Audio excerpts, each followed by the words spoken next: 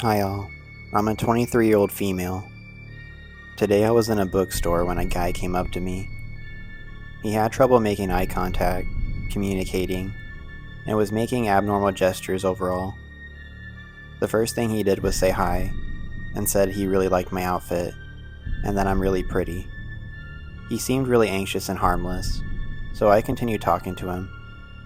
He asked me where I live, and got my Instagram and my phone number. As he was leaving, he asked to take a selfie with me. I thought this was really odd, but I said yes, and then he ran away after we took the picture.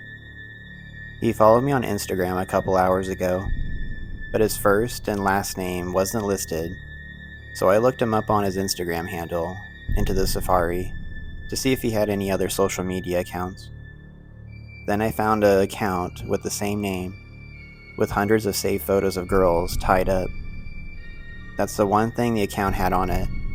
It wasn't like a bondage kink, but legitimately just photos of girls tied up, abused, being tortured. I confirmed the ACC was his by digging and matching the birthdays. Am I being paranoid? Or should I be worried? He has my first name, my Instagram, and my phone number.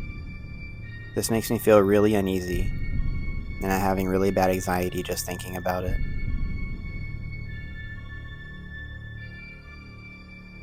Okay, so this happened not even an hour ago, and I'm still shaking. I'm now safe, thank goodness, but I'm so anxious I could barely type this. I'm a 24-year-old female, currently staying with my boyfriend, who's 28, and he was having a small get-together. We were having drinks, so once we were out of most of the juice, I decided to go to the nearby store to pick up a few. Now keep in mind, the store is about a 3-minute walk, so I had no problem going by myself, since I was also the most sober one. I had about one drink, and was in the middle of my second one. Everything on the way there went perfectly fine. I went in and got what I needed and left. As I was walking, a man who looked to be in his mid to late 30s was about to walk in, but he stopped. I kept walking, but he turned around and said, "Hey." I did not respond, and kept going on my way. I knew I didn't drop anything, and I had everything I came in for, so I did not need to have any other interactions, especially as it was nearly 3 a.m. He then proceeded to start to follow me, and when he was close enough, he said, "You're so pretty, I need you in my life." Again, I ignored him, and I just kept on walking. He then taps me on the shoulder and asked for my phone number. I said no, and to please leave me alone. He replied with, "But you're so pretty, come on." I ignored him, and walked faster at this point. I needed to cross the street, and when I did, I called my boyfriend and gave him the rundown of what was going on, and he asked for a description of the guy, and I gave it to him.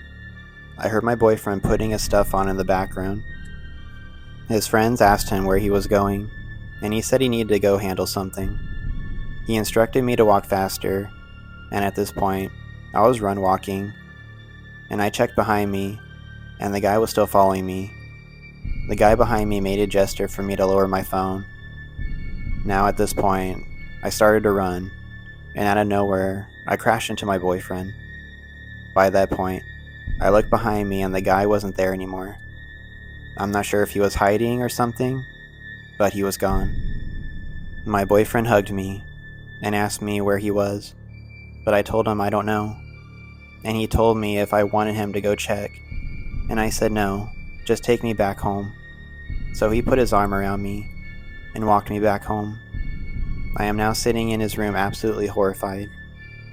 He asked me if I was okay, and I said that I am, and I'm used to this behavior, but I can't help but be terrified. In the past, with dealing with creepy men, once I tell them to leave me alone, some have tried a few times to keep on trying, but I could count those encounters with one hand. But this one was so scary. The fact that he gestured to me to lower the phone was something that makes me just want to throw up. My boyfriend's friends asked what happened, and then we told them. Their girlfriends came to check up on me once he told them. I am now sitting with them still in the room, and they're comforting me. I don't know why this keeps happening. I'm sick of this. Also, I forgot to add this detail about the creepy guy.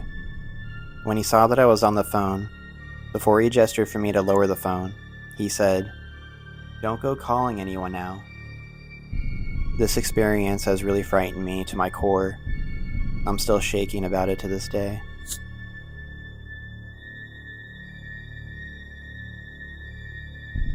My boyfriend was driving me home last night around midnight. I was on my phone, pulling up something to show him, when he parked. When he whipped around and asked me if I saw that out his window, I said no, and asked what was it. I live in a quiet suburban neighborhood. We have some deer and other small wildlife. The most dramatic human activity was several years back when a car was speeding and crashed through the living room of a house on the bottom of a hill. He said there was a girl on all fours in a driveway, waving her hand and phone light at us as we drove by. We slowed down to discuss if we should go back. We wanted to see if she was hurt or in trouble. We tried to flag for help for somebody inside, and we started filming a TikTok. I was worried this was some ploy to make us stop so someone else could jump out. We both thought it was weird, and we decided to go back, just in case if she needed help. Our windows had been down to get some fresh air, so we rolled them back up when we went back. When we went back, she was no longer on the ground, and then she started running up to the window very quickly. She looked like she was in her pajamas, and was in her teens. My boyfriend went nope, and swerved around her, and drove out of the neighborhood as another car was driving in and passed by her. We were both pretty rattled at this point, because it was so unusual, and we decided that we'd do another loop back. This was the only way into the neighborhood, so we didn't really have a choice.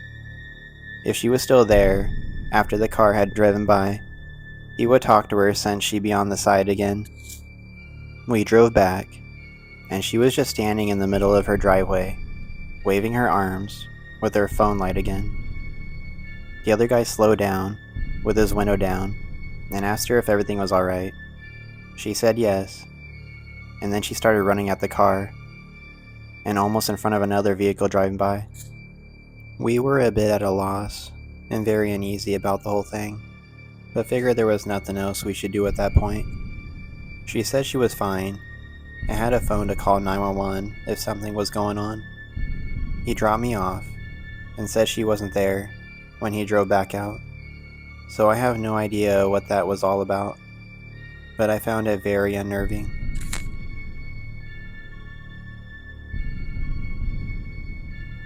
Two years ago, I lived near a big city while taking care of my great-grandma. One day, me and my mom decided to get groceries, but we did not have a car, so we had to walk. When we were almost to the local King Soopers, I heard my first name being shouted. I ignored it at first, thinking I was hearing things, but then this random lady, who looked to be pretty scared, ran up to me and grabbed my arms and kept repeating my name. My name is not a common name, and everyone I know calls me by a completely unrelated nickname, so there was no way she heard someone else say my name. She looked so frightened, and I would never be able to get her face out of my mind. She was holding onto my arms with this really tight grip, and I remember being surprised because she was very skinny and frail looking. Her grip left bruises on my arms for a while. My mom ended up grabbing my arm and dragging me away. She was freaked out too, but didn't say anything. She kept praying, and when I got home, she prayed a lot and blessed me. I was not scared of her, just more confused. How does she know my name?